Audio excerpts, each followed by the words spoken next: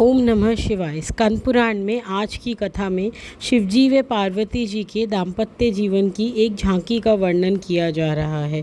कैसे माता ने अरुणाचल क्षेत्र में तपस्या कर और दुर्गा देवी के साथ शुंभ निशुंभ और महिषासुर का वध किया, इसका वर्णन हम आगे करने जा रहे हैं।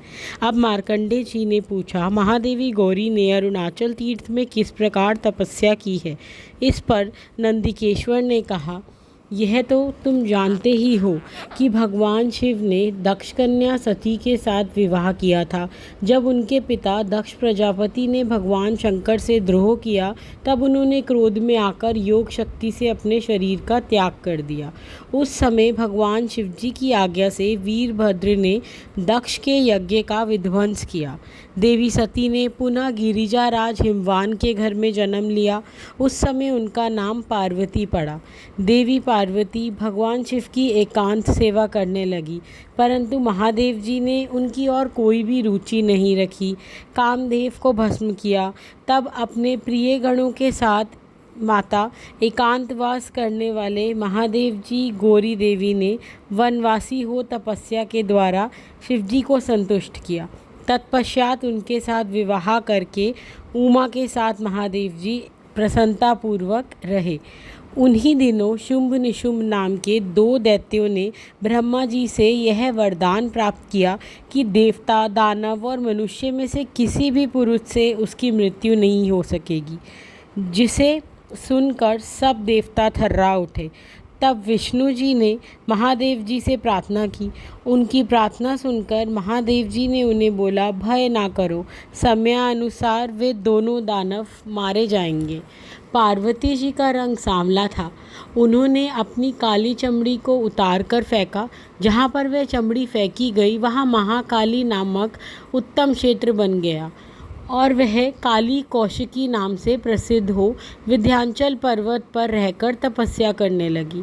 वहीं उन्होंने अपने प्रति आसक्त होने वाले शुंभ निशुंभ नामक दोनों महादैत्यों को मार डाला। फिर परम मनोहर गौरी शिखर पर तपस्या के गौर वर्ण प्राप्त कर देवी ने उनके दोनों पुत्रों को जन्म दिया। इस प्रकार चराचर जगत माता पिता शिव पार्वती ने मेरु आदि पर्वतों पर निवास करके दीर्घ काल तक एक दूसरे के साथ अत्यंत सुख का अनुभव किया। अब एक समय की बात है, गिरिजा कुमारी अरुणाचल पर्वत के समीप एक आश्रम को देखा। वहाँ कौवे, उल्लू, शुक्र, शयन, मृग और व्राग, हाथी, सिंही, मोर, सर्प, चूहे, बिल्लियाँ परस्पर मित्रता के साथ रह रहे थे। उस आश्रम में एक श्रेष्ठ मुनि दिखाई दिए, जो हाथ के अग्रभाग से रुद्राक्ष की माला जप रहे थे। वहां पहुंचकर माता पार्वती ने पूछा, तुम कौन हो? यह श्रेष्ठ पर्वत कौन है? वे बोले, ये अरुणाचल पर्वत है, जो समस्त पुण्य क्षेत्र में सम्मानित है। मैं गौतम मुनि हूँ और तपस्या द्वारा भगवान शिव की आराधना करता हूँ। जब विजया ने उन्हें अपनी सखियों के साथ आकर देखा, पार्वती जी ने का परिचय दिया, तो उन्होंने बड़ी भक्ति भाव से देवी को प्रणाम किया और अतिथि सत्कार किया। मुनि ने संपूर्ण जगत के मंगल के लिए तपस्या आरंभ की। मुनि ने आश्रम के समीप चिरकाल तक तपस्या करने को कहा माता से। मुनि के आदेश पर अब माता पार्वती ने आश्रम बनाया और वहाँ बड़ी भारी तपस्या करने लगी। संपूर्ण तपोवन की रक्षा के लिए उन्होंने दुर्गा जी को वहाँ स्थापित किया। इसी प्रकार वह रोज़ प्रदक्षिणा, प्रणाम आदि के सहित शिवजी की पूजा करती।